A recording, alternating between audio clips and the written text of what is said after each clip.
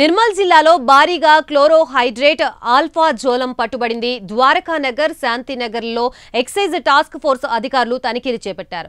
నిందితుల నుంచి 26 సంచుల క్లోరోహైడ్రేట్, 3 కిలోల ఆల్ఫా జోలంని అధికారులు సీజ్ చేశారు. వీటి విలువ సుమారు 43 లక్షలు ఉంటుందని అధికారులు అంచనా వేస్తున్నారు.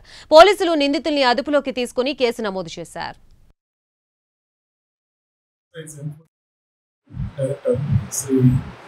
ఇది కమల సింగ్ సార్ గారికి వచ్చిన సమాచారం మేరకు నిర్మల్ పట్టణంలో అల్పాజలం అండ్ క్లోరోహైడ్రేట్ అక్రమంగా భారీ ఎత్తున నిల్వ చేశారని సమాచారం.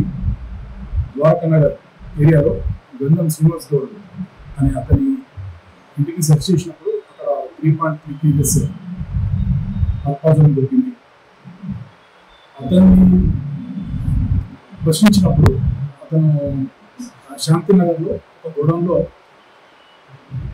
క్లోరోహైడ్రేట్ అది నిల్వ చేసేయడని క్లారిటీ వచ్చి ఇక్కడ సెట్ చేసినప్పుడు 728 kgs CH పడుతుంది. దాదాపు 40